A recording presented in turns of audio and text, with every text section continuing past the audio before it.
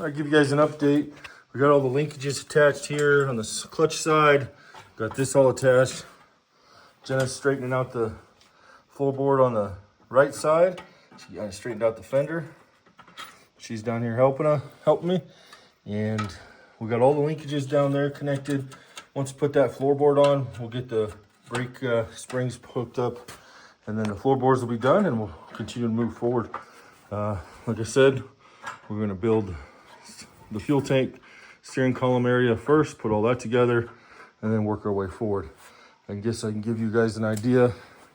We laid out all of our Kubota sheet metal so we can pick the best of each pair. This is the better of the grill, but we got to take the headlight assembly off the other one. I think it's a little better. Once we get the yard work caught up and we get some extra time, we plan to paint everything, but at least we'll pick the best panels. You can see our hoods. This is the top of the engine, and then our side panels. So the brighter colors is from our parts tractor. The faded ones are from the, actually I correct that. The faded ones are from our parts tractor. The brighter panels are from the original tractor that we bought. We'll just look to see which one's got the best hardware, not so much the best paint, but the least bends, dents, and twists.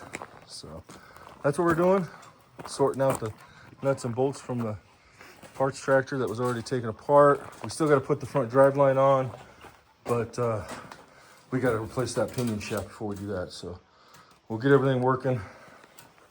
This piece here is broken. There's a bracket that this bolts to, so instead I'll probably just fab up a bracket and go off of one of these two studs, come out. It's just to support this hydraulic fitting. Try to take the strain because that pipe comes up to the top of the hydraulic pump. Yeah, just figuring things out where they need to go. And Jenna's straightening the sheet metal. All right, we're gonna keep on working. I'll give you guys an update. Luke's putting the fuel tank in. We got that floorboard put in. Of course, it's a tool bench now. We got brake springs on, all the brackets on there. He's getting the fuel tank on. We're just replacing broken parts. Jenna's over here working on the injection pump. She's got the throttle linkage set up here. Put new cotter pins in. We had to change part of this part of the injection pump because we're using, before it just had a hydraulic assist up here. This is full hydraulics. So this hose, we had to take off the old one. It's gonna come out here. She's cleaning up the fitting. Circles back up there. We had to replace this piece because this one's made for something different. What did I do with that T? So there's a lot more to it. So that's working out pretty good. I think once we get that fitting in that she's doing, oh, there it is. So this one sat like this. And then this hose on the original tractor went from here to the front steering box. Now that we changed everything, this will be routed with this hose. We replaced this piece. So I think that's all we needed to do. Once we get this up and running and verify everything works, we'll probably go through and replace all the hoses. We're just not gonna do that until we make sure everything's actually gonna work. So that's where we're at. Trying to think what else we did. Well, yeah, I almost forgot this return line for the hydraulic transmission. It goes all the way back. We got that installed. Jenna got all the brake springs and everything installed. So that's working. Our foot throttle works. That never worked for us. It was all bent up. So she straightened out that sheet metal and Luke's getting the fuel tank on. So we're trying to get it put together. We'll get this fuel tank mounted and then work on what to move our way forward. All right, we are moving right along. Luke's got the fuel tank mounted. Jenna's just pulled out the old thermostat. We're gonna leave a thermostat out of it. Just putting the hose back on, and then we'll run some coolant flush through it. So we've got our fuel lines, hydraulic lines all ran. It's looking good. He's starting to put the console together. Replacing things that we find that are damaged. But it's moving. It's just some of it needs to be fixed as we go, straightened out by electrical connection. So I'm gonna take this switch and swap it out with that switch for the lights. because this one's all busted up. No, this is a good one. So this has got the better of the two harnesses, but you can see how all the wires are broke off. So we'll swap out the switches, put this piece on there, and then I got to put the push button start on there. Unless this key, I don't even know if I have the key, so I got to see if I got the right key for it as well. So we'll figure all that out. But all right, we're going to keep on working. Kids are helping. I'll give you guys an update what we got going on.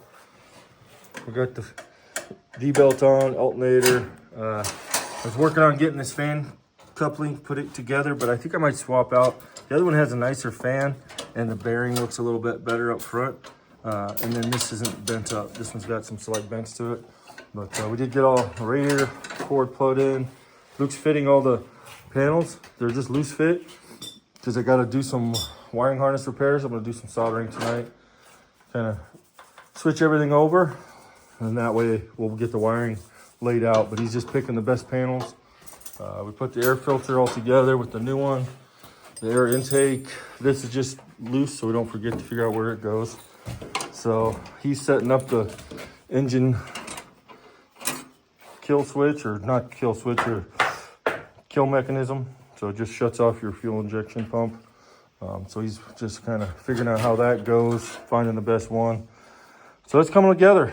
All the body parts are there. Jenna is working on the console. Both of them, the needles are broken. One of the glass was broken on one had plexiglass, and she polished it up pretty nice. You couldn't even see through it before. So that looks better. She's got some paint on the trim pieces and some of the metal that was rusting just to keep it from rusting. So she's doing that. I'm being tedious about it. So we're making way. I think we could have this thing running maybe tomorrow. May not be driving, but it might be running. So, all right, guys, probably going to be it for today. We'll see you tomorrow. Working on this. I did some soldering on the wiring, but it's so brittle. I don't have a lot of faith. So we took the better of the two halves. This one's here. It's still got the connections coming off the fuse box for the lights. Comes down, got the alternator installed and wired up. Of course, this clip's broken, but it's working. Had one of the wires for the starter. We're still missing the signal wire, so we'll look for that. They spliced that other half already once, so I'll probably end up cutting it. Good thing is I don't need the wiring harness to run. I can jump the starter directly from the battery, get it running, and just to make sure everything's functioning. So I'm not going to worry about that. I'll troubleshoot the circuits individually, and we'll probably end up putting different lights on here.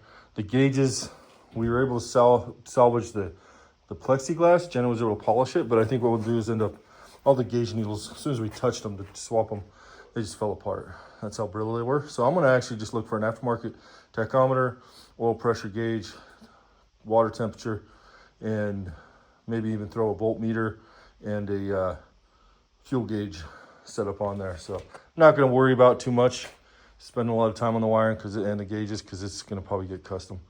We did get the front end put on, better of the two. She's looking pretty grouchy, but swapped out the fan. This fan was in better shape, so we got that all connected.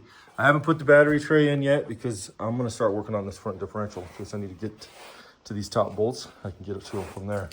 So we got it up on jack stands. Plan is we'll pull the wheels off of this one because we're gonna keep these wheels on here. We're gonna swap out the spindles. Should be able just to swap out the spindles with the other one because I already rebuilt those. We'll put those on the other tractor. We probably will have to pull the axle half shafts out so I can pull the third member out. But I'm gonna get under there and see how everything comes apart.